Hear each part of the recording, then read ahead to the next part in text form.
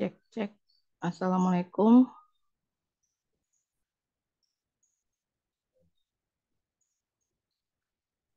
Waalaikumsalam warahmatullahi. Waalaikumsalam warahmatullahi Waalaikumsalam wabarakatuh. warahmatullahi wabarakatuh. Oke, sudah 20-an yang hadir. Udah setengahnya ya. Kita mulai saja saya kira. Alhamdulillah, alhamdulillahirabbil alamin wassalatu wassalamu ala Rasulillah la haula wala quwata illa billah amma ba'du. Kita lanjutkan perkuliahan kita sore hari ini eh, menggantikan jadwal presentasi ya yang seharusnya minggu lalu. Jadi hari ini nanti kita akan mendengarkan hasil diskusi kelompok kalian tentang kohabitasi.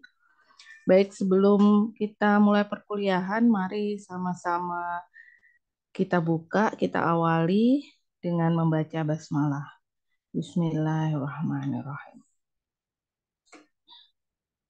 Kemudian saya ngecek Sinau, ternyata baru dua kelompok yang mengumpulkan hasil diskusinya ya terkait tugas tentang undang-undang melihat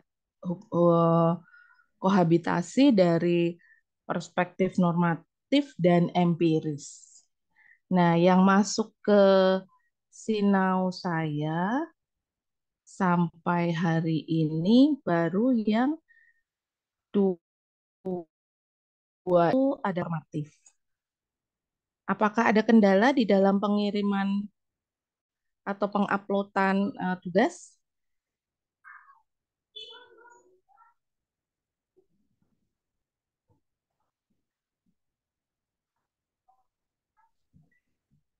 Cek, cek. Eh, Cek, untuk kelompok 4, alhamdulillah udah selesai Bu, tapi belum sempat dikirim kayak gitu. Oke, Kalau kelompok udah selesai. 4 empiris, berarti normal empiris ya. Iya, bis. Oke, berarti bisa Udah selesai. dipresentasikan Tapi ya belum hari ini. dikirim. Oke, baik. Saya tadi yang dari dua normatif yang masuk sebetulnya menarik semua, tapi karena kita harus pilih satu saja. Nanti hari ini kita akan presentasi, kita dengarkan yang satu dari perspektif normatif dan yang satu dari perspektif empirik. Yang normatif kami mohon untuk bersiap kelompok kelompok 3 ada Suprianto, Salim, Rizky Fajar, Ikhlasul Raid, Lutfiana, Laila Agnia, Ismiatul Muawiyah, dan Anissa Fadia. Sudah hadir?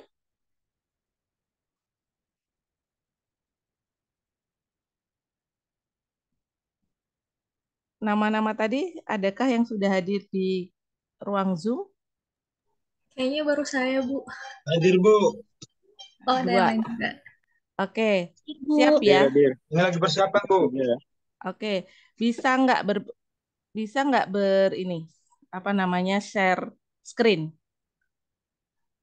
dari Nah, ini kalian? di mungkin Lutfiana bisa share screen. Iya, sebentar.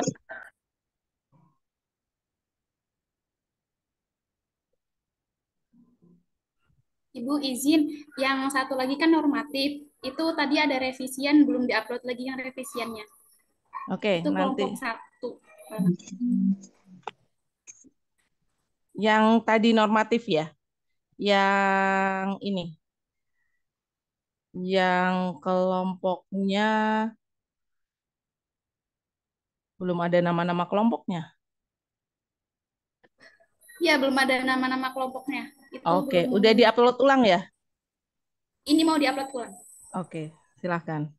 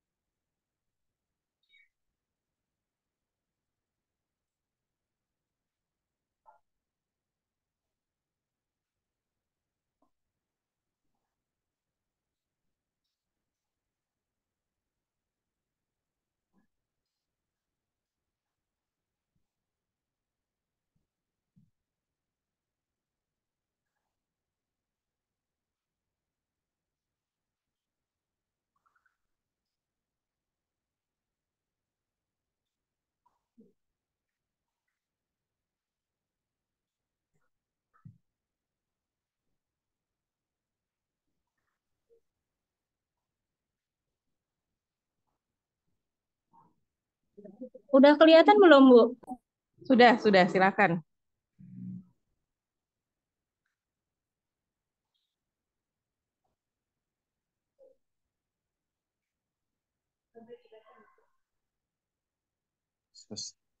Sebentar, Bu.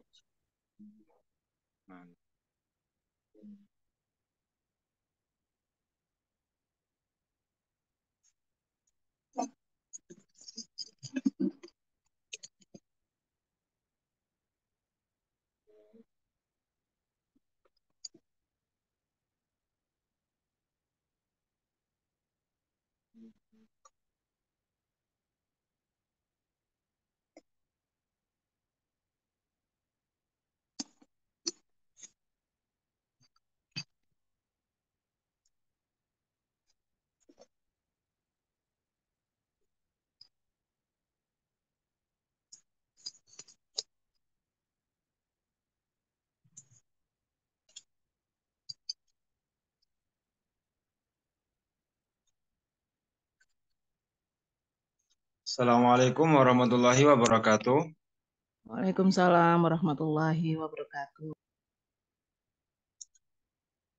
Dalam hal ini, sebelumnya, alhamdulillah rabbil alamin. Wa bihi nasta'in ala umuri dunya waddin. Wassalatu wassalamu ala asrofil anbiya'i wal mursalin wa ala alihi wa sahbihi wa man tabi'ahum bi ihsanin ila yaumiddin. Amma ba'd. Yang kami hormati Bu dosen dan teman-teman yang hadir pada hari ini. Sebelumnya kami dari kelompok 4 memohon izin kepada Bu dosen untuk menjelaskan atau memaparkan terkait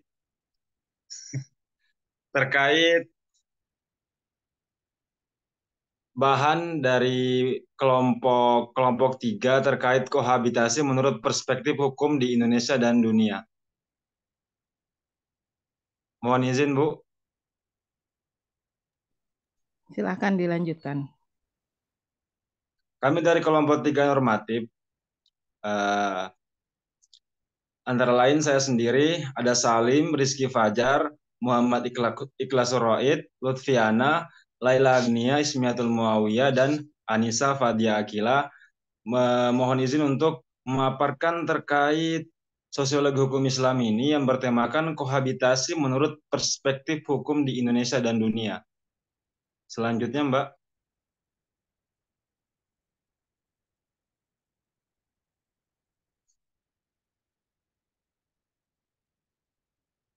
Seperti yang kita ketahui bersama, pengertian kohabitasi merupakan padanan kata kumpul kebo atau yang pada tahun 1970-an populer dengan istilah Samen Leven.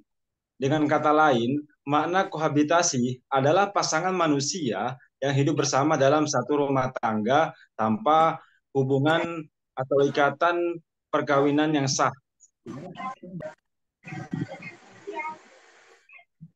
Oke, lanjut.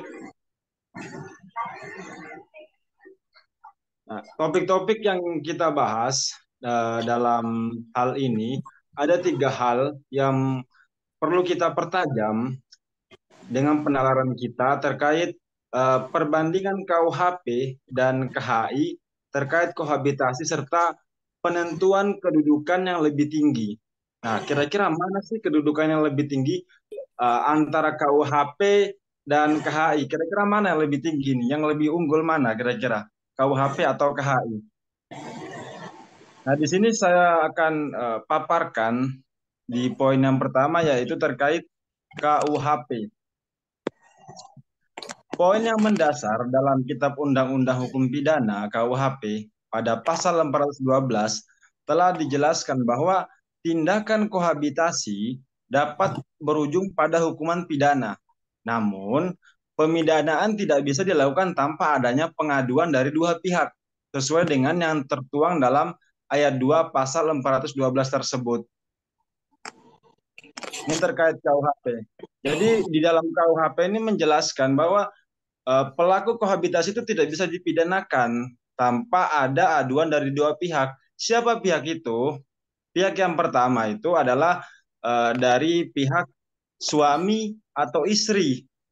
Ini kalau yang sudah menikah ataupun menjalin hubungan rumah tangga. Kemudian pihak yang kedua ini siapa? Pihak yang kedua ini bagi yang belum menikah, belum terikat hubungan pernikahan. Artinya yang bisa melaporkan dia adalah orang tua atau anaknya. Nah, anaknya ini yang dimaksud adalah ketika seseorang sudah menjadi duda atau janda. Nah, dan dia mempunyai anak satu. Nah, anak tersebut bisa melaporkan orang tuanya. Di dalam KUHP diatur seperti itu. Demikian. Kemudian kita lanjut ke KHI. Dalam kompilasi hukum Islam atau KHI, di sini hanya memuat poin-poin tentang perkawinan, kewarisan dan perwakafan. Tidak ada poin secara spesifik mengenai pasal kohabitasi tersebut. Namun, meski demikian, melihat KHI berasas pada hukum Islam, maka secara langsung mengenai kohabitasi merupakan perbuatan yang melanggar ketentuan syariat Islam. Itu sudah jelas diatur di dalam hukum Islam bahwa kohabitasi itu dilarang atau bahasanya haram lah. Kemudian ke poin selanjutnya adalah dalam pembahasan kedudukan. Kira-kira mana sih kedudukan yang lebih tinggi antara KUHP atau KHI? Nah, di sini kelompok 3 normatif kami itu mendapat atau menyimpulkan bahwa KUHP jelas lebih tinggi kedudukannya daripada KHI. Karena kenapa? Karena KUHP merupakan peraturan perundang-undangan yang mengatur perbuatan pidana secara material di Indonesia. Sedangkan KHI hanya sebagai pedoman hakim pengadilan agama dalam memutus perkara yang dalam tahap ini tidak dibuat dalam bentuk undang-undang dan juga merupakan kebijakan hukum perdata bukan pidana. Nah, di sini untuk KHI sendiri itu sejauh pandangan kami ini menjadi hukum positif di Indonesia karena beragamnya manusia-manusia yang hidup di Indonesia, beragam suku, agama, atau latar belakang lah secara singkatnya. Yang mana itu untuk menerapkan yang namanya KHI menjadi hukum material itu sangat susah karena keberagaman, perlu ada diskusi dari berbagai pihak, dari berbagai lembaga atau keagamaan di Indonesia. Yang sama-sama kita ketahui banyak agama di Indonesia bukan hanya Islam. Meskipun Islam merupakan agama mayoritas di Indonesia. Selanjutnya.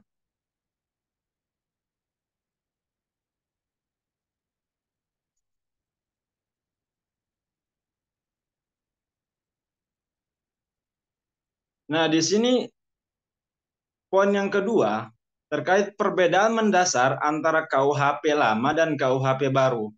Di sini ada dua perbedaan KUHP lama dan baru. Yang pertama, penggantian urutan pasal yang sebelumnya atau yang lama ada di pasal 416, kemudian diganti dengan yang baru berada di pasal 412. Nah, ini hanya pada urutan pasalnya saja untuk penggantiannya dari 416 ke 412.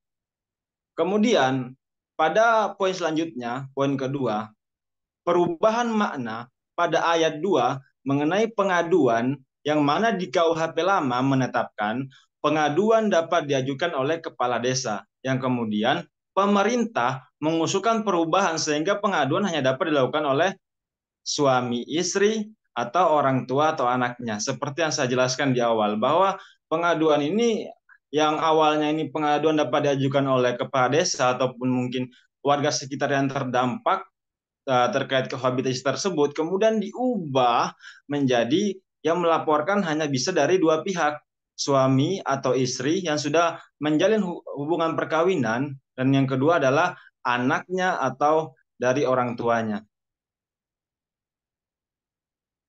Nah, demikian perbedaan mendasar antara KUHP lama dan KUHP baru. Di poin selanjutnya, mungkin ini bisa digeser.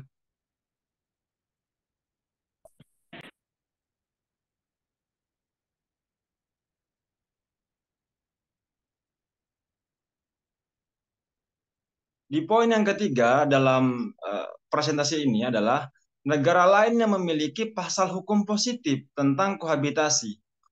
Penerapan hukum positif tentang kohabitasi pada kenyataannya diterapkan juga oleh negara lain. Nah, di sini bukan hanya Indonesia, tetapi negara lain juga menerapkan hukum positif terkait kohabitasi. Hanya saja beberapa negara lain cukup berbeda pengertian dengan apa yang ada di Indonesia, yang Indonesia sebut kohabitasi. Adapun negara-negara yang memiliki hukum positif kohabitasi antara lain seperti Malaysia, negeri jiran, negeri tetangga kita. Di sini Malaysia mengatur hukum tentang kohabitasi yang tertera pada pasal 493 dalam Kanun Keseksaan.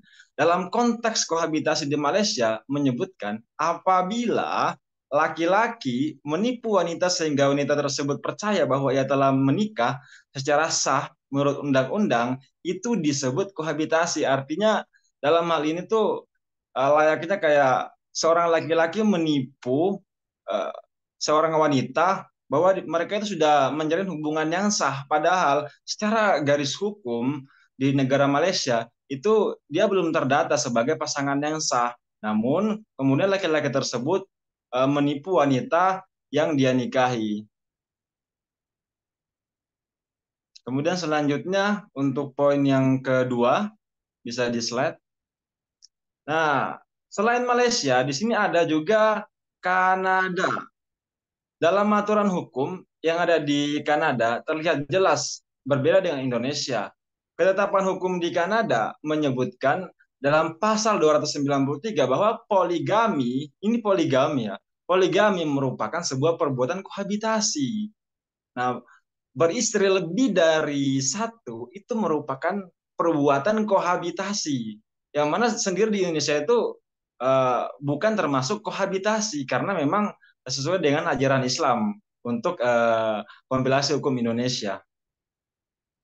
Kemudian ada yang ketiga.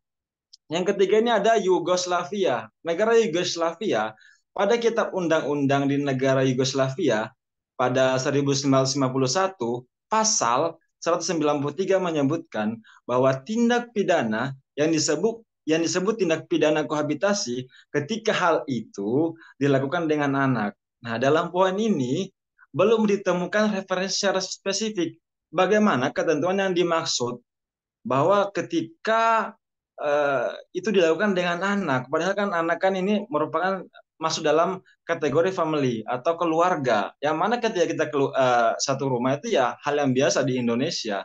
Dalam hal ini mungkin yang dimaksud itu ketika anak mungkin berusia yang sewajarnya sudah menikah, kemudian berkumpul dengan keluarganya, atau bagaimanapun itu secara spesifik ini belum kami dapat untuk poin ini, untuk Yugoslavia.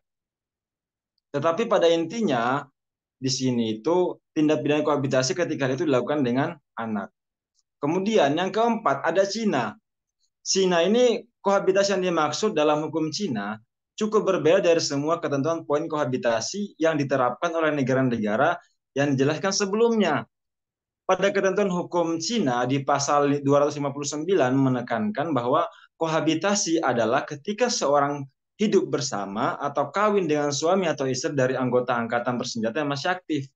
Artinya, ini secara spesifik, bukan secara umum untuk masyarakatnya. Jadi kohabitasi itu dikatakan kohabitasi di Cina ketika ada seseorang yang menikahi istri atau suami dari tentara, dari angkatan bersenjata China, kemudian suami atau istrinya itu masih hidup ternyata. Nah, ini disebut kohabitasi dalam kasus di Cina. Jadi ini lebih spesifik, hanya pada orang-orang tertentu. Poin selanjutnya,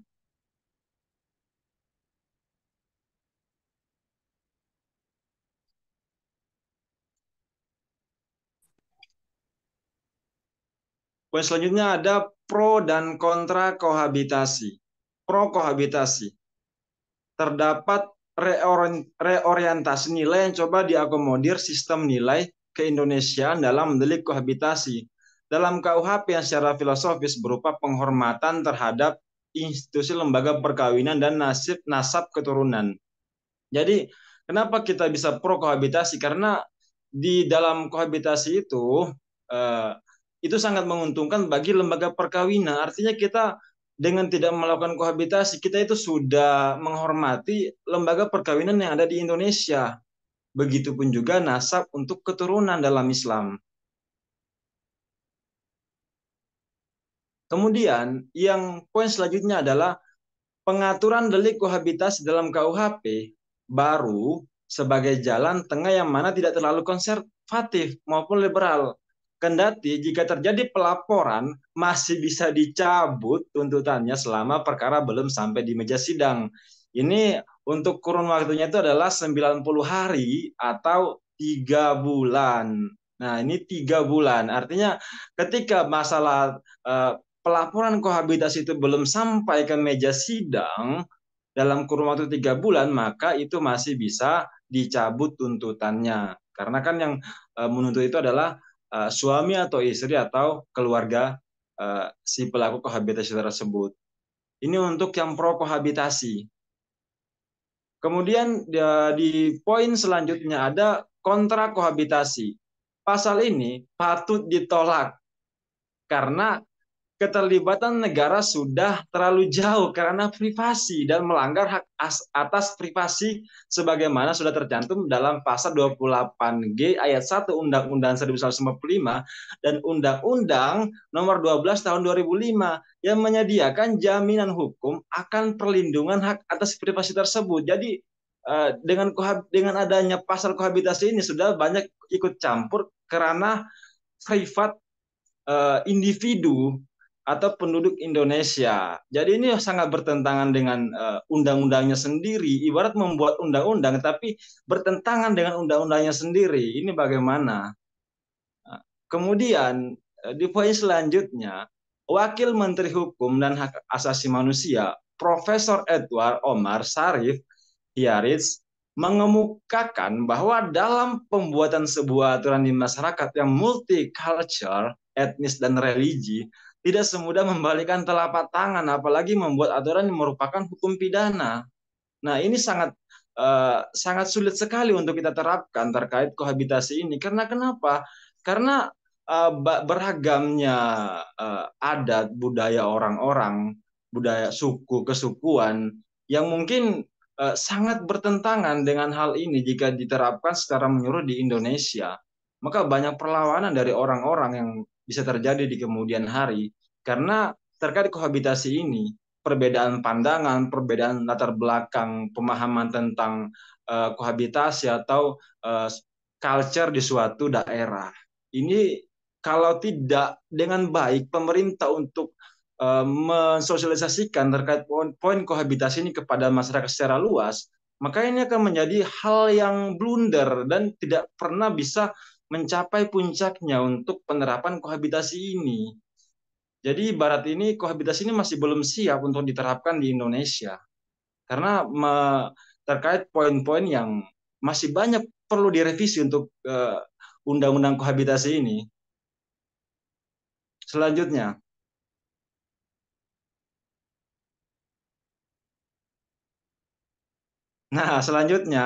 ini kelemahan RKUHP kohabitasi. Yang pertama, pernikahan secara agama mesti diakomodir dengan baik dalam RKUHP, juga dalam pelaksanaannya di masyarakat.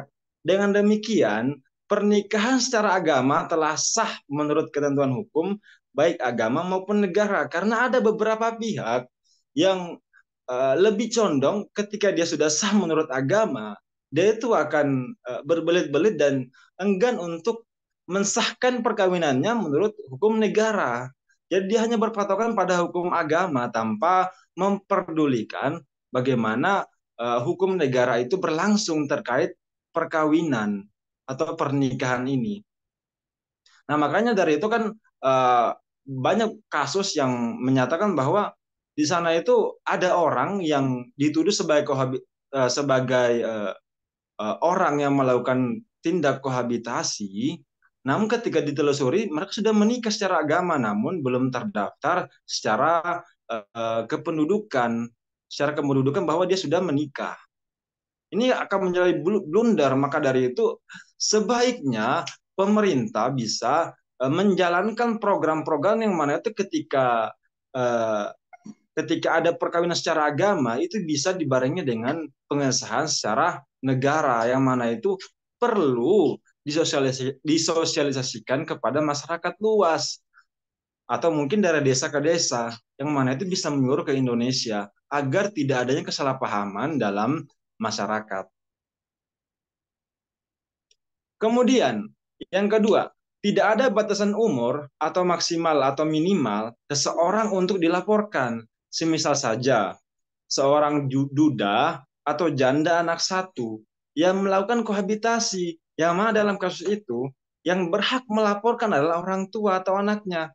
Nah, kira-kira berapa usia minimal si pelaku kohabitasi masih berhak dilaporkan oleh orang tuanya dan berapa usia anaknya agar bisa melaporkan orang tuanya. Nah, di sini tidak dijelaskan secara spesifik terkait kohabitasi ini. Ibarat membuat undang-undang, tapi masih setengah hati di sini. Nah, ini bagaimana? Jadi kalau ibarat kata ketika kita membuat peraturan harus secara menyeluruh atau secara spesifik. Nah, di sini kami belum bisa melihat bagaimana langkah spesifik terkait poin kohabitasi ini untuk penerapannya di masyarakat. Karena di masyarakat itu kita beragam budaya, agama, dan keyakinan. Maka dari itu perlu dari pemerintah untuk mengusahakan poin-poin spesifik agar tidak terjadi blunder. Maka dari itu banyak hukum-hukum yang masih bisa ditepis karena banyaknya karena blunder multitafsir di sini. Kemudian yang ketiga, sangat bisa disangka sebagai pelaku kohabitasi bagi masyarakat yang memilih melakukan pernikahan secara adat. Nah, yang mana pada kasus ini tidak tercatat di Dinas Kependudukan dan Pencatatan Sipil. Nah, di sini tuh ada seseorang yang sudah menikah dalam hal itu mereka melangsungkan pernikahan menurut kesukuan mereka seperti yang terjadi di suku Dayak, salah satu suku Dayak di Kalimantan, yang mana itu mereka sudah melakukan pernikahan secara kesukuan, tetapi tidak terdaftar di Dinas Kependudukan dan Pencatatan Sipil. Nah, seperti halnya suku Dayak ini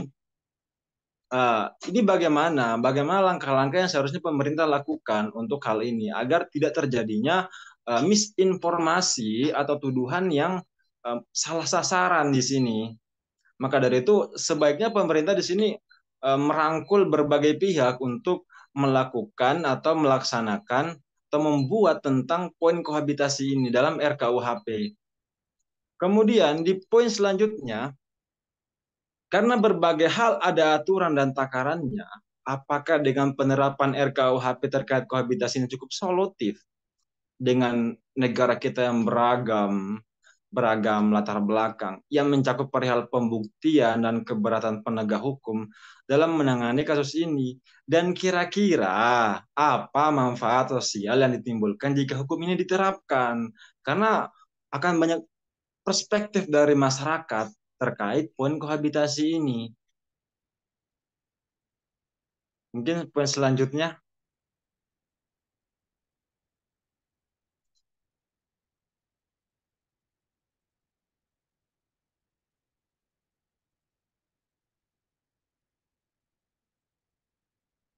Nah, di sini kami mendapat sepakat untuk menuliskan kesimpulan ini dari poin dari kelompok 3, kelompok normatif, bahwa menelaah lebih dalam RKUHP mengenai kohabitasi ini merupakan hal yang sedemikian menyenangkan sekaligus menjengkelkan.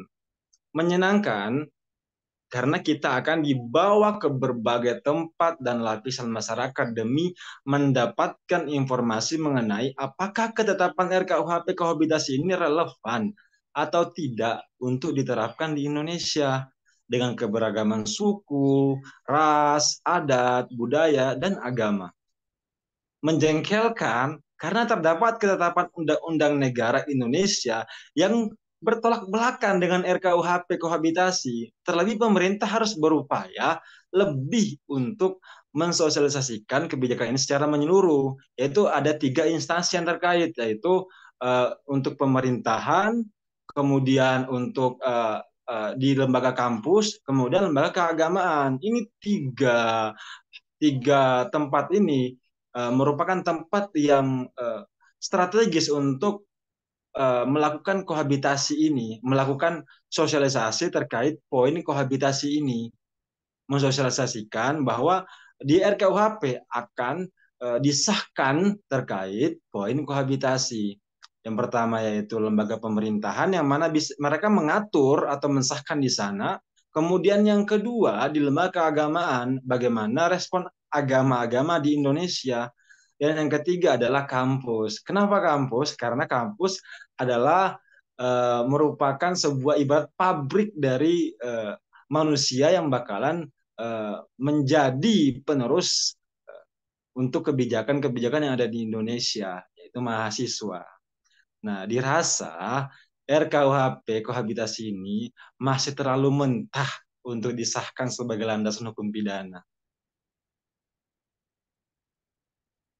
Masih terlalu mentah karena banyak pasal-pasal yang sangat bertentangan di undang-undang, di pasal-pasal yang lain, terutama di pasal-pasal tentang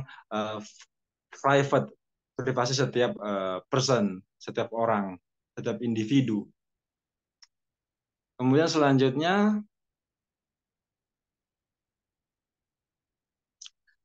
terima kasih semuanya. Ini kami dari kelompok 3 normatif. Terima kasih atas perhatiannya. Sekian dari kami. Do you have any question? Maybe after this we can talk about kohabitasi.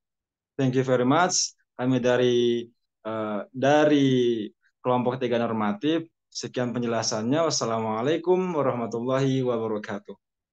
Waalaikumsalam warahmatullahi wabarakatuh. Terima kasih kelompok 3. Aplaus untuk kelompok 3. Yang punya pertanyaan dikit dulu. Kita dengarkan dulu yang kelompok, boleh di stop share dulu, dihentikan berbagi screen-nya. Tadi yang sudah siap dengan presentasi yang dari empiris,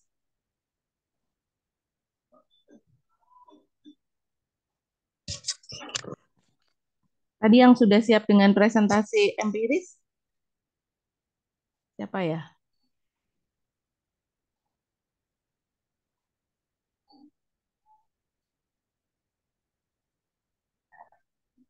Kelompok 2 apa ya tadi ya? Ya, kelompok 2 sudah ada.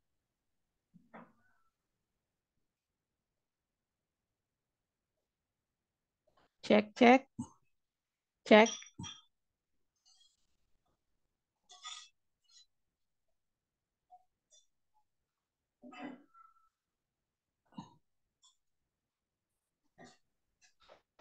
Kelompok 4 tadi, Bu. Oh ya, kelompok 4 ya. Maaf, kelompok 4. Sudah hadir?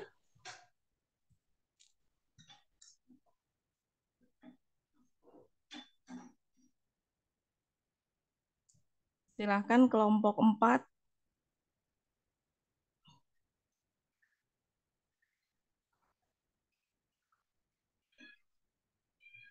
Ada enggak orangnya?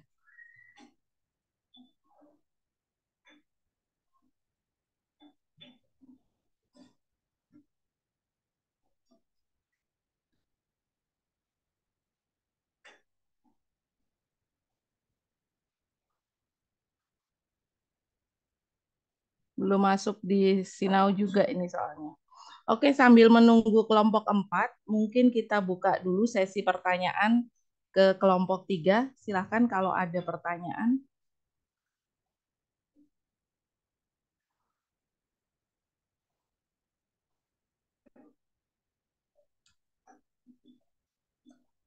Jika ada pertanyaan, disebutkan namanya ya, sehingga saya bisa catat.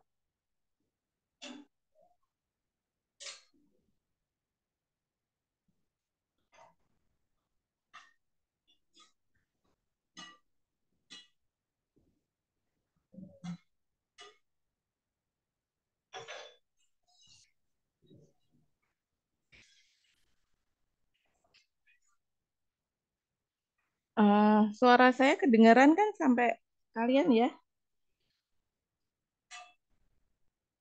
Kedengaran, Bu. Oke. Mungkin ada pertanyaan ke kelompok 3 atau sesuatu yang bisa kita diskusikan. Jadi for your information, RKUHP ini sudah disahkan ya menjadi KUHP dan sudah berlaku sebagai Undang-Undang Nomor 1 Tahun 2003. KUHP ini menggantikan KUHP yang lama. Sebetulnya di dalam terobosan hukum di Indonesia ini merupakan secara normatif ya, ini merupakan suatu kemajuan karena KUHP yang lama itu merupakan peninggalan dari masa kolonial. Nah, tapi ini tadi disampaikan dengan baik, ada beberapa pasal, terutama ya, ini kita mencermati pasal tentang kohabitasi, masih terjadi pro dan kontra dengan kohabitasi ini. Yang pertama, ini tadi merupakan delik aduan. Kalau tidak diadukan berarti tidak ada kewenangan pihak hukum untuk melakukan tindakan hukum pada pelaku ya atau orang yang melakukan kohabitasi ini. Kemudian persempitan makna kohabitasi tadi dengan kalimat bahwa ini adalah seolah-olah yang difokuskan adalah orang yang suami istri gitu ya, suami istri kemudian cuman belum dicatatkan secara negara begitu. Nah, bagaimana? Baik, kelompok 2 sudah siap ya, sebentar. Bagaimana kalau kasusnya misalnya sama-sama mahasiswa ya, tinggal di perantauan, kemudian mereka hidup bersama, tinggal bersama tanpa ikatan perkawinan. Nah, dan kedua orang tua dari pasangan ini misalnya tidak melaporkan. Nah, ini tidak bisa, masyarakat tidak bisa, dan misalnya aparat desa setempat tidak bisa mengajukan atau mengadukan pasangan tersebut untuk mendapatkan atau sebagai tindakan pelanggaran pidana. Nah, ini tentunya bagi masyarakat Indonesia, terutama di masyarakat Muslim yang menganut nilai-nilai dalam tanda petik menikah itu harus sah secara agama dan sah secara negara, ini situasinya agak sulit. Baik, silahkan kelompok 2, nanti kita lanjutkan diskusinya. Kelompok 2.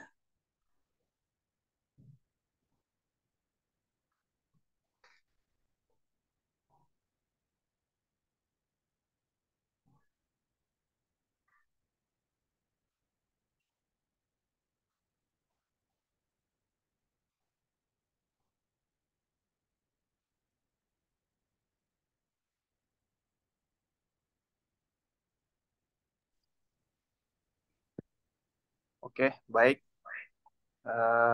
Assalamualaikum warahmatullahi wabarakatuh. Waalaikumsalam warahmatullahi wabarakatuh. Waalaikumsalam warahmatullahi wabarakatuh. Bismillah, alhamdulillah, wassalatu wassalamu ala rasulillah. Amma ba'd, yang saya hormati Ibu dosen kita pada sore hari ini, kami sebut dengan hormat Dr. Munah Hadroh. Insya Allah selalu dalam keadaan sehat walafiat. Amin. Izinkan kami mempresentasikan dari kelompok 2 tentang hukum kohabitasi secara empiris. Berikut untuk kelompok 2 kami ada 8 orang. Ada Aiman Abdurrahman, ada Mbak Kausar, Muhammad Hasan Albana, dan Muhammad Yazid Al-Khaira, ada Fathul Mubin, ada Nasih Amin, kemudian Nova Roswanda, dan Anwar Jailani. Ini bisa dilanjut ke slide berikutnya. Di sini berikut kita akan membahas apa saja sih yang akan kita bahas tentang kohabitasi ini. Nah, yang pertama, bagaimana praktik kohabitasi di Indonesia. Nah, kemudian yang kedua, bagaimana implementasi KUHP tentang kohabitasi di Indonesia. Nah, kemudian yang ketiga, bagaimana persepsi masyarakat terhadap kohabitasi tersebut yang berlaku di Indonesia. Bisa lanjut, Mbak. Nah, praktek kohabitasi di kehidupan sehari-hari masyarakat Indonesia, nah, ini bisa kita lihat, kami mengambil contoh, salah satu contoh di kaum urban Jakarta terutama ya. Nah, kohabitasi ini bisa terjadi di berbagai macam kalangan dan dengan berbagai alasan. Bukan hanya soal cinta, terkadang alasan ekonomi juga menjadi salah satu tameng mereka untuk melakukan praktek tersebut. Pada contoh yang kami ambil, kohabitasi dipraktekkan oleh muda-mudi yang sedang menjalin kisah asmara. Mereka memilih kohabitasi sebagai ajang untuk saling mengenal satu sama lainnya sebelum memutuskan ke jenjang yang lebih serius, yaitu pernikahan. Nah, di sini ada beberapa artikel yang kami sertakan. Bisa lanjut, Mbak.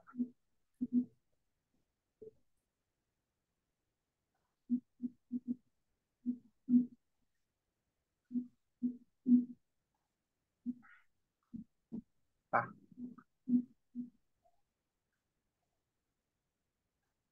oke. Selanjutnya, bagaimana implementasi KUHP tentang kohabitasi di Indonesia? Nah, penerapan KUHP dalam menangani masalah kohabitasi belum sepenuhnya bisa diterapkan di Indonesia. Nah, kenapa?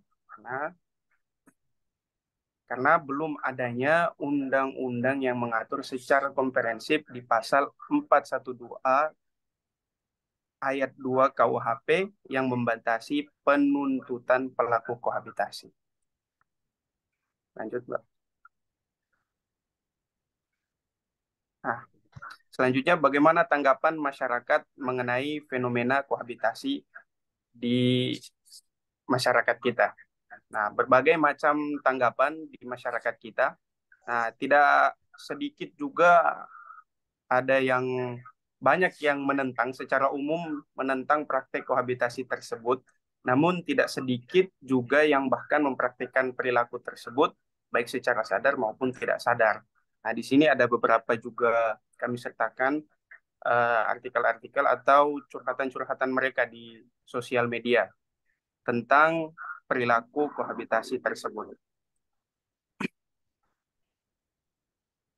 Selanjutnya. Nah, ini juga ada beberapa curhatan-curhatan mereka atau cerita-cerita mereka tentang kohabitasi yang mereka alami, baik secara sadar maupun tidak sadar. Nah,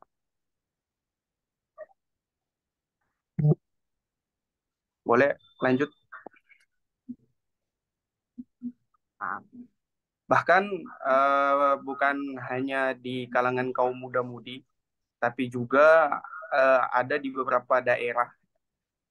Ada di daerah Bali, Mentawai, bahkan ada salah satu suku adat di Minahasa yang menjadikan kohabitasi ini sebagai budaya. Nah, ini ada disebutkan di sini menggunakan tradisi atau perbuatan kumpul kebo seperti di daerah Minahasa dan di daerah Nias.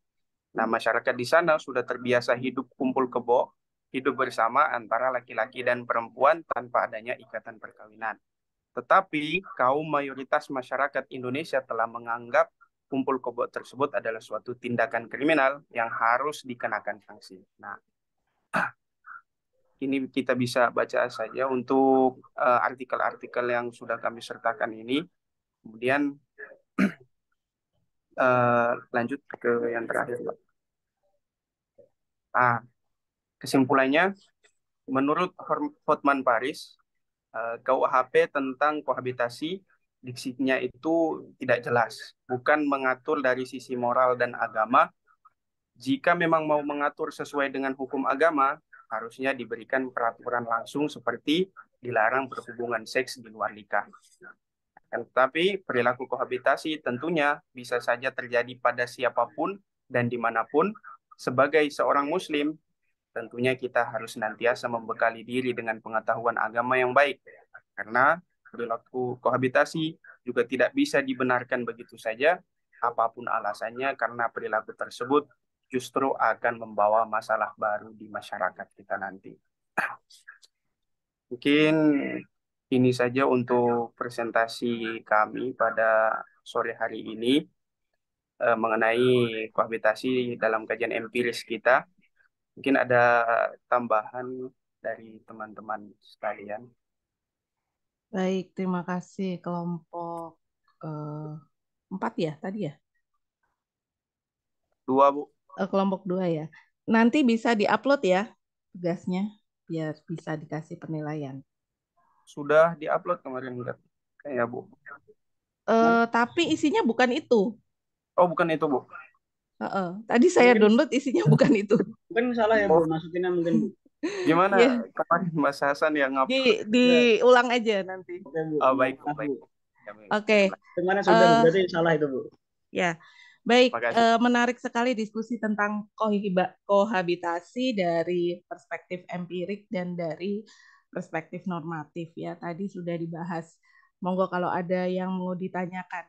Jadi di dalam sosiologi ya, kalau kita melihat menganalisis sosiologi, nanti kesimpulan itu tidak pada apakah ini perbuatan baik atau benar atau salah gitu ya. Secara sosiologis kita menjabarkan, memperlihatkan bahwa ini ada fenomena, ini loh ada perilaku kohabitasi. Ya, sementara undang-undang tidak mengakomodir ini. Nah, atau ada undang-undang tetapi saling bertentangan, ya, dengan nilai, dengan tadi ada undang-undang yang antara pasal aja saling bertentangan, kemudian mungkin ada undang-undang lain atau peraturan lain yang saling bertolak belakang. Nah, jadi kesimpulannya, misalnya kalau kita melakukan penelitian tentang prostitusi misalnya, bukan kesimpulannya adalah prostitusi itu adalah perbuatan pekerjaan yang haram atau yang tidak melakukan prostitusi itu pekerjaan yang halal. Tetapi secara sosiologis memang tidak membahas, tidak pada ranah membahas secara teologis ya, tetapi bahwa fenomena ini ada di masyarakat dan bagaimana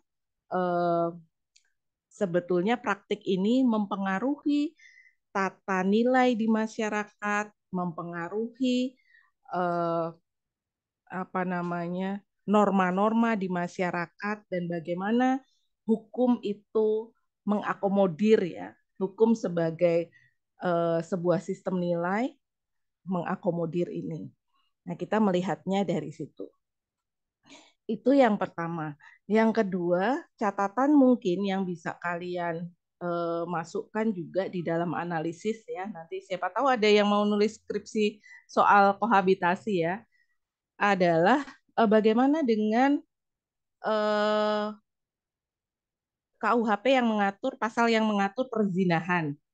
Ya, kohabitasi ini bisa nggak masuk di delik perzinahan misalnya. Nah, di pasal perzinahan itu seperti apa? Misalnya, di perzinahan itu hanya mendefinisikan persetubuhan laki-laki dan perempuan yang telah menikah dengan perempuan dan laki-laki yang bukan pasangannya secara sah, ya, bukan istri atau suaminya secara sah. Nah, kalau sama-sama lajang berarti bukan perzinahan. Ya. Ini bagaimana hukum mengakomodir atau hukum melihat ini? Pada prakteknya banyak tuh tadi yang empiris sudah menelusuri ya sudah menemukan data-data banyak, walaupun data-data itu di media ya, tapi kalau kalian misalnya di Jogja itu ya, saya kuliah di Jogja itu banyak sekali praktik yang ya kita tidak bisa menutup mata. Kita tidak bisa menutup mata praktik kohabitasi itu ada di sekitar kita. Kalau di luar negeri mungkin itu sistem nilai, sistem normanya berbeda. Tetapi di Indonesia yang kita anut dengan norma seperti itu. Nah, tadi juga disampaikan bahwa pada praktiknya secara kultur ada budaya-budaya tertentu juga yang memfasilitasi ya, yang memfasilitasi eh, apa namanya atau melegalkan secara kultur melegalkan praktik kohabitasi ini.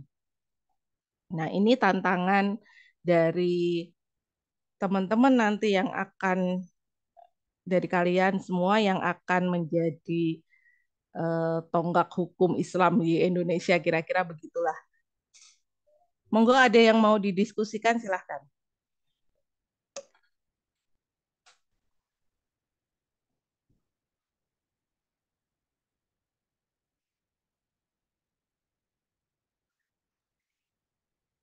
Izin bertanya, Bu. Ya,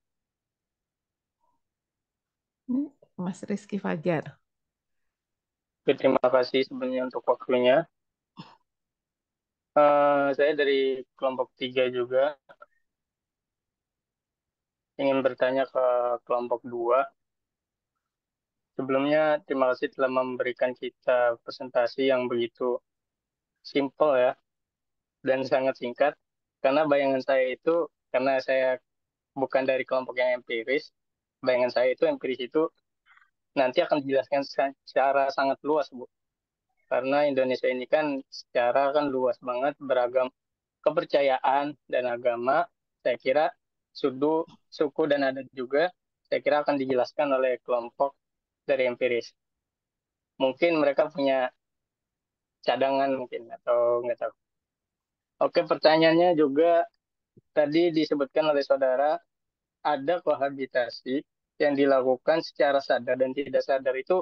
Yang tidak sadar itu apa maksudnya, bisa dijelaskan? Terima kasih.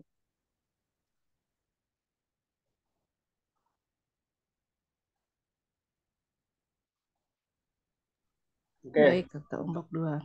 izin menjawab, Bu. Jadi mungkin pertama yang praktik kohabitasi secara sadar, itu mungkin bisa kita ambil contohnya di kasus yang tadi ya di awal, bahwa masyarakat urban di Jakarta atau di kota-kota besar ini melakukan praktik ini dengan sengaja, cuman juga memiliki pembenaran atau validasinya sendiri gitu.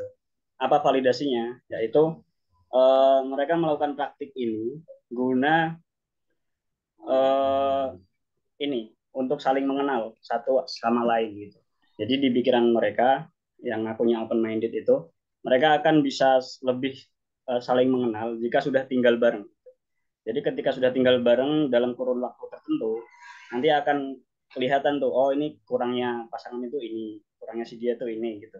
Nah, dia beranggapan bisa tahu semuanya kekurangan dan kelebihan pasangan itu setelah uh, tinggal dulu bareng satu atap dan itu belum menikah. Nanti misalkan selama kurun waktu yang ditentukan untuk menemukan sebuah kecocokan, akhirnya mereka melanjutkan ke jenjang berikutnya, yaitu pernikahan.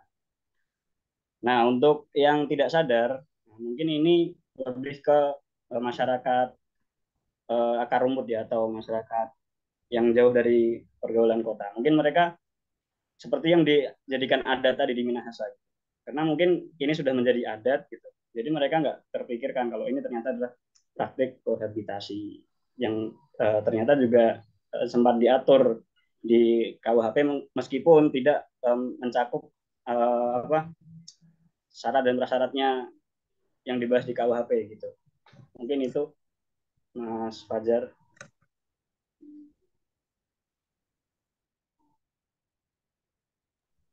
Mungkin itu, Bu. Oke, baik. Ada lagi, Mas Fajar, bagaimana?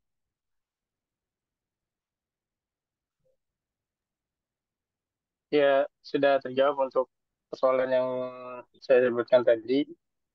Cuman eh, mungkin bisa nggak, ada nggak dari kelompok 2 bisa menjelaskan selain melihat kohabitasi ini secara empiris, selain mengambil contoh daripada Minahasa dan juga kota besar ibu kota Jakarta gitu. Seperti yang Ibu sebutkan tadi kan ada di Jogja, yang tidak bisa kita menutup mata bahwa memang benar adanya praktek kohabitasi tersebut.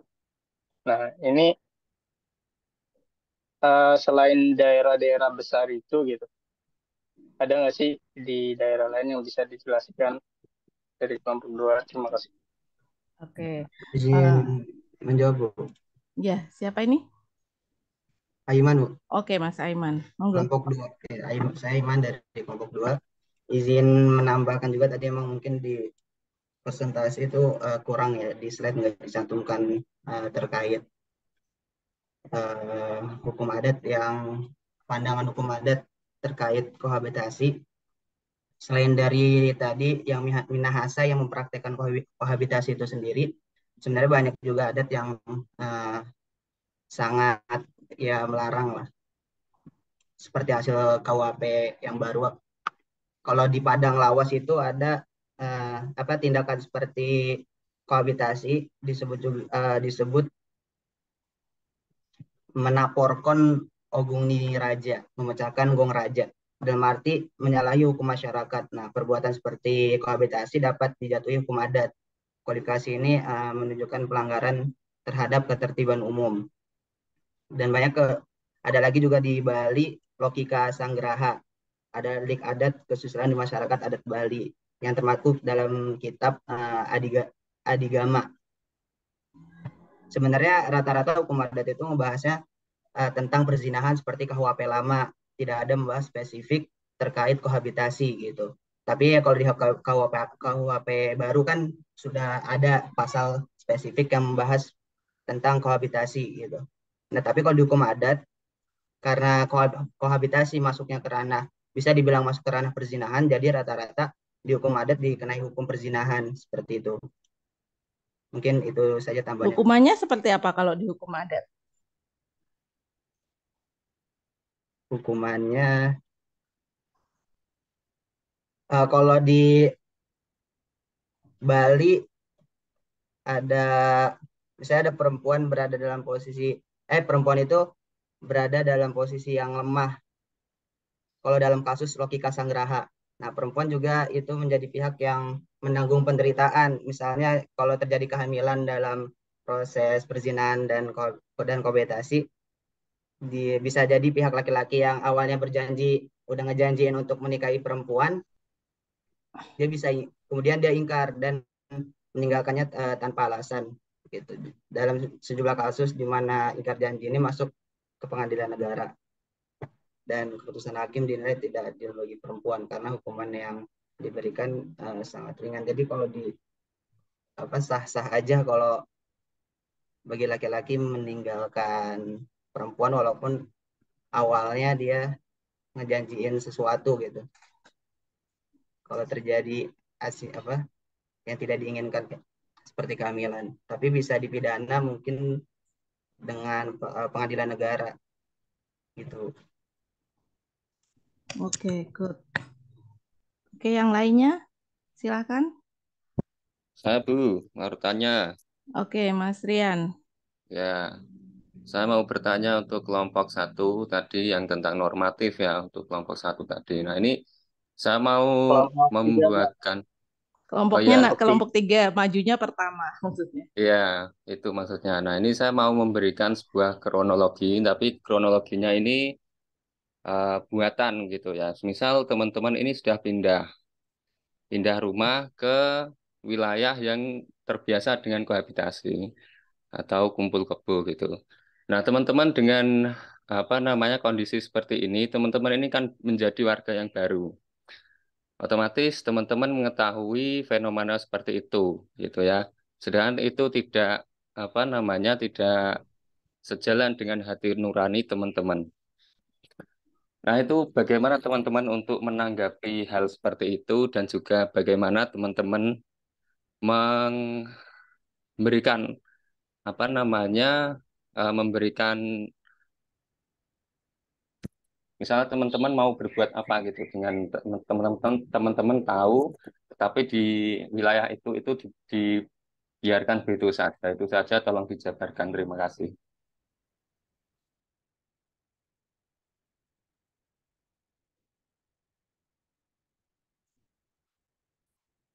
Monggo kelompok 3. Ini agak pertanyaannya mungkin lebih ke opini ya, meminta opini teman-teman ya. Iya, Bu, betul. Karena ini sering terjadi di walaupun saya di Bojonegoro gitu, Bu ya, itu sering ada seperti itu. Sedangkan kita ini mau aruh-aruh atau apa itu kan juga sungkan tuh sebagai warga. Padahal RT-nya saja itu diam saja seperti itu. Itu banyak Bu fenomena seperti itu sudah menjadi biasa. Izin menjawab, Bu. Ya, silakan. Yang disampaikan kronologi dari Mas Rian tadi, bahwasanya bagaimana sikap kita berarti ya Mas ya, terhadap kejadian ini. Iya, betul. Secara normatif kita bahas ya, bahwasanya kan perbedaan tadi udah disebutkan antara KUHP lama dan yang baru, yaitu terdapat pada delik aduannya, yaitu yang sebelumnya kepala desa berhak mengadukan pada aparat yang berwenang, sedangkan yang baru dihapuskan hal itu. Itu ayat 3. Dari sini kita diajarkan gitu, bahwasanya kita negara Indonesia, negara yang penuh adat, penuh moral, penuh kultur juga, yang berlandaskan Pancasila, harus kita memberi pemahaman kepada masyarakat. Awalnya kita harus paham dulu nih secara pribadi, kemudian kita harus memberi pemahaman juga kepada masyarakat bahwasanya hal seperti itu sebenarnya kan melanggar juga hukum norma baik dari agama, adat, yang disebutkan dari kelompok empiris tadi kan ada juga ternyata yang menyangkut hukum adat masalah kohabitasi ini. Nah, bisa kita simpulkan secara singkat bahwasanya kohabitasi ini benar-benar suatu pelanggaran gitu. Jadi walaupun sudah terbiasa di suatu daerah, bisa kita obrolkan dengan warga setempat, entah itu masyarakat ataupun pihak yang berwenang lagi seperti RT, RW, dan seterusnya. Maka hal ini membantu kita dalam menegakkan hukum di Indonesia. Satu lagi mungkin karena yang dibilang delik aduan itu disampaikan oleh orang tua yang bersangkutan, maka bisa kita bayangkan juga jika kita punya anak dan kita sudah apa ya membangun yang namanya lingkungan itu penuh moral gitu, lingkungan itu sehat dan ada orang tua punya anak melakukan kohabitasi, apakah orang tua itu tidak merasa malu gitu? Pastinya merasa malu. Dan dalam KUHP yang baru ini, jika orang tua mengadukan praktek kohabitasi, maka bukan anak dari pasangannya saja, akan tetapi anaknya sendiri harus diadukan dua-duanya. Maka kohabitasi yang diatur KUHP baru ini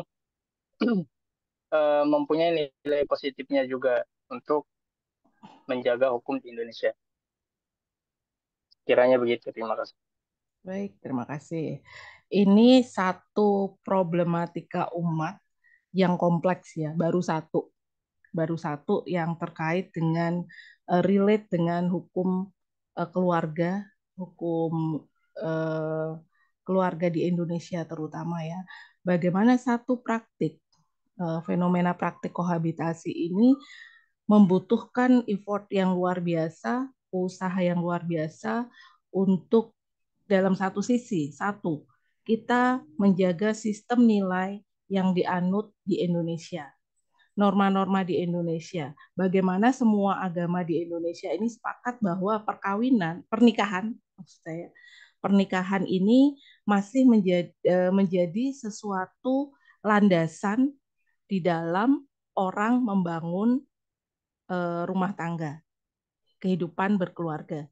Jadi pernikahan itu sesuatu yang tinggi nilainya di mata atau di dalam sistem budaya dan sistem nilai di Indonesia. Nah, ini ternyata direduksi juga, ya, direduksi ya karena berbagai kemajuan direduksi jadi apa namanya? Karena pernikahan itu disimplifikasi sebagai hanya tinggal bersama, ya. Tinggal bersama itu sebagai suatu hubungan, padahal pernikahan itu lebih dari itu ya. Kalau kita lihat fikih tentang munakahat, ya, tentu saja apa namanya, hak kewajiban suami dan istri, kemudian bagaimana tata cara rukun nikah dan sebagainya itu diatur. Nah, ini mensimplifikasi memang praktik kohabitasi ini seperti mereduksi ya, mengurangi nilai-nilai atau kalau saya bilang apa ya, menodai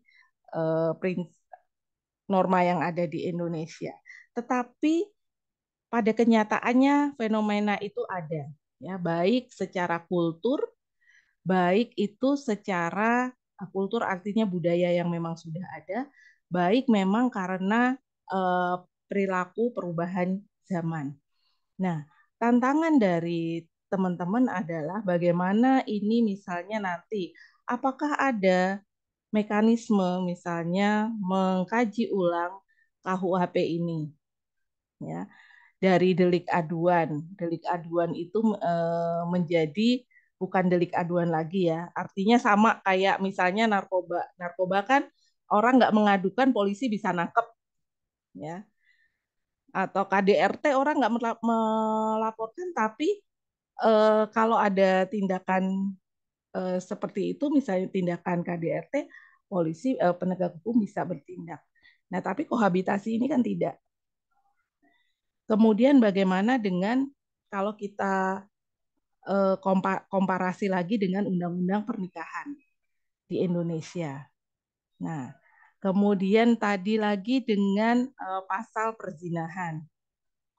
Artinya banyak sekali problematika, ya. Ini baru satu problematika karena di undang-undang pernikahan jelas ya yang suami dan istri.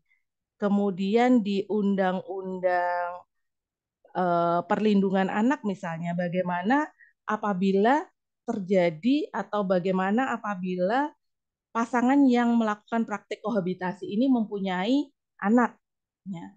Anak ini nantinya nasabnya bagaimana? Karena orang tuanya tidak dicatatkan ya, tidak dicatatkan baik secara agama ataupun secara negara misalnya.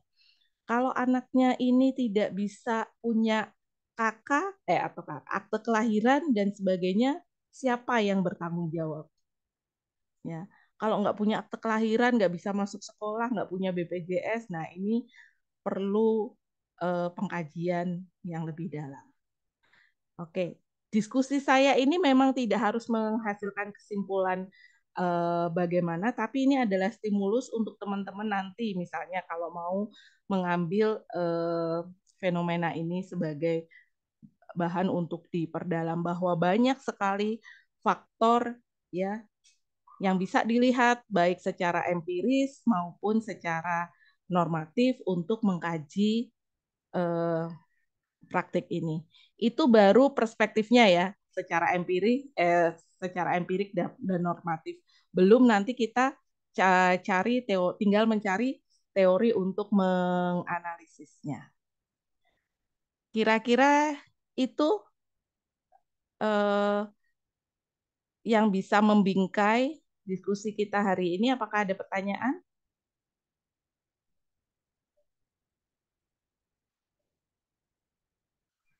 Mungkin saya Bu mau bertanya Bu, mungkin boleh.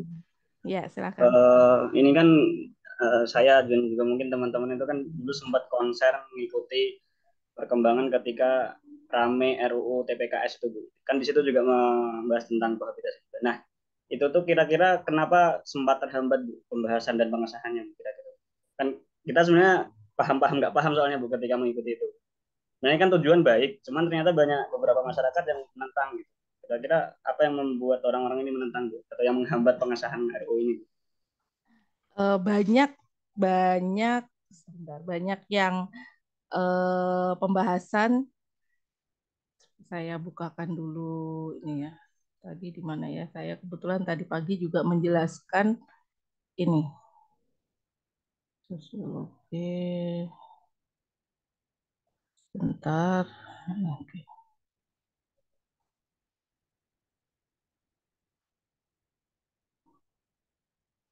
Nah, teman-teman banyak yang mengawal juga bagaimana UU TPKS ini, alhamdulillah akhirnya walaupun terseok-seok dan lama kita mempunyai undang-undang tentang tindak tindak pidana kekerasan seksual. Nah, kenapa ini agak lama ya? Saya kira saya tidak mendalami, tapi ini masih asumsi saya karena di bidang sosiologi dan budaya. Kita lihat angkanya di Jawa Tengah itu luar biasa tinggi. Nah, ini kota Semarang itu juga ini sampai Mei. Di kota Semarang itu yang paling tertinggi, kemudian Kabupaten Semarang, dan dilanjutkan Kabupaten Wonosobo dan Magelang dengan angka yang cukup tinggi. Saya kira ada problem sosial ya di dalam isu kekerasan seksual. Kenapa? Masyarakat kita ini kan masih yang banyak yang beranggapan patriarkal. Patriarkal itu bukan artinya tidak hanya bermakna bahwa laki-laki itu kedudukannya lebih tinggi ya. Patriarkal di sini adalah pandangan di mana melihat yang lemah itu dianggap sebagai objek. Nah, ini yang secara kultur kemudian juga terejawantahkan ya. Ada beberapa orang yang mungkin dalam tanda petik ingin tetap melanggengkan pandangan-pandangan seperti ini. Kemudian ada yang melihat bahwa banyak perempuan itu merasa ketika dia speak up tentang kekerasan seksual itu justru malah menjadi bulan-bulanan. Ya, kamu sih nggak pakai jilbab, kamu sih bajunya seksi, kamu sih jadi perempuan kayak gitu.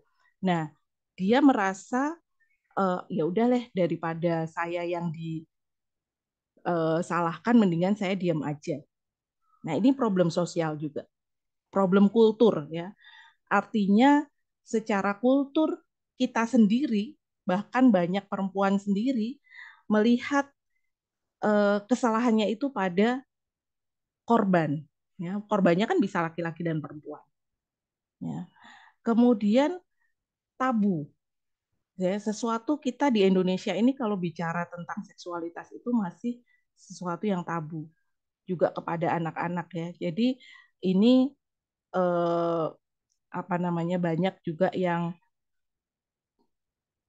tidak aware ya, tidak aware bahwa ini adalah suatu tindak pidana kekerasan seksual. Kemudian ada rape culture. Budaya kita ini diakui atau tidak diakui, kita ini mengakomodir itu.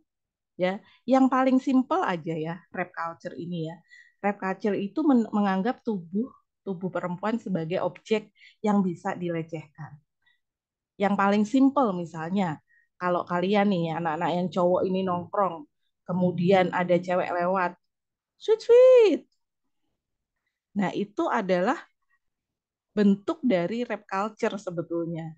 Ya, bagaimana kita melihat tubuh orang itu sebagai tubuh perempuan itu sebagai objek seksualitas. Nah, kalau UU TPKS ini disahkan, maka itu kan kena semua. Nah, ada yang pihak-pihak mungkin dalam tanda petik yang merasa ini harus narasinya diganti, ini tidak bisa begini. Ini kan sudah budaya, ini kan sudah culture, sehingga pembahasannya itu sangat alot dan lama sekali. Ya, nah, ini kita lihat kalau problematikanya, saya pikir karena sangat lama pembicaraan kita tentang sampai disahkannya UU TPKS ya, itu ada secara kultural kita punya problem dengan bagaimana masyarakat itu melihat isu kekerasan seksual, ya, sama juga dengan isu KDRT ya, melihat kekerasan dalam rumah tangga tadi itu sebagai sesuatu yang private, ya, itu urusan rumah tangga mereka. Tapi kalau terjadi KDRT mati, orangnya ya baik laki-laki atau perempuannya salah satunya mati, itu kan bukan jadi lagi urusan private, urusan domestik ya. Nah, ini paradigma ini yang harus diubah. Kemudian konstruksi perempuan terhadap perempuan dan anak sebagai objek yang lemah. Ya, konstruksi ini yang masih berkembang ya. Padahal kita lihat ya, ini terkait memang sangat budaya dan sangat susah untuk merekonstruksi pandangan ini. Tetap saja perempuan itu, kadang-kadang perempuan juga, perempuan sendiri itu menganggap dirinya sendiri lemah, ya, sehingga dia tidak punya kuasa untuk melawan, atau tidak untuk punya kuasa untuk melawan bahwa dirinya dilecehkan, misalnya seperti itu. Kemudian pendidikan karakter baik formal dan non formal yang di Indonesia ini masih sangat jauh ya. Misalnya ya, nggak tahu kalau di angkatan kalian. Kalau di angkatan saya ya, dari saya SD sampai SMA ini belum pernah di mata pelajaran apapun itu diajarkan misalnya mana sih anggota-anggota tubuh yang tidak boleh dilihat orang lain atau dipegang orang lain. Ya. Padahal itu menurut saya menjadi, kan kalau di PAI paling terkait aurat ya, terkait aurat, tetapi tidak sampai pada apakah itu bisa orang lain boleh melakukan tubuh kita seenaknya sendiri. Nah, ini yang saya kira secara kultural kita punya permasalahan di sini. Sementara itu, di struktural, di negara ada problem juga. Kita tuh nggak lemah sekali penegakan hukumnya. Ya, tidak hanya, saya kira hampir di semua lini kita prihatin lah ya. Kita prihatin dengan lemahnya penegakan hukum, dan ini bisa kita rasakan sendiri, saya rasakan sendiri, sehingga orang tuh males kalau udah urusan dengan hukum tuh bertele-tele. Hukum itu tegak tajam ke bawah, tumpul ke atas katanya. Nah, ini memang misalnya terjadi pelecehan seksual dari dosen ke mahasiswa aja lah. Ya, ini susah untuk kampus-kampus besar pun susah. Kenapa? Karena itu nanti terkait dengan nama besar dosen, nama besar kampus, dan lain sebagainya. Ya, walaupun sekarang di seluruh Indonesia katanya kampus itu harus ada ini kurikulum tentang anti kekerasan seksual.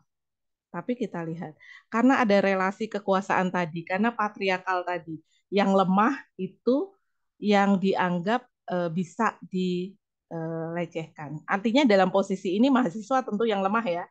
Mahasiswa butuh nilai, mahasiswa butuh lulus. Antara bos dan anak buah, ya, anak buah butuh gaji, butuh hidup untuk Nah, itu saya kira Mas Hasan ini kenapa kita lama sekali ya, dan walaupun ini sudah disahkan undang-undang tindak pidana kekerasan seksual, tapi saya kira perlu dikawal juga KUHP-nya ya, dikawal juga KUHP-nya apakah sudah mengakomodir problem-problem ini tadi. Saya kira ini tambahan sekilas, nanti kita bahas lagi suatu saat mudah-mudahan ada kesempatan untuk membahas tentang kekerasan dalam rumah tangga sebagai bagian dari kajian dalam hukum keluarga Islam dan kekerasan seksual. Gitu, Mas. Baik, Bu. Terima kasih, Bu, atas penjelasannya. Oke, yang lain? Saya kira cukup ya untuk hari ini. Insya Allah kita ketemu lagi minggu depan. Mudah-mudahan sehat semua. Mari kita tutup dengan bacaan hamdalah dan doa penutup majelis. Alhamdulillahirrahmanirrahim. Subhanaka Allahumma wa bihamdika. Asyhadu alla ilaha illa anta. Astaghfiruka wa atubu ilaik. Wassalamualaikum warahmatullahi wabarakatuh. Waalaikumsalam warahmatullahi wabarakatuh. Assalamualaikum warahmatullahi wabarakatuh. Terima kasih.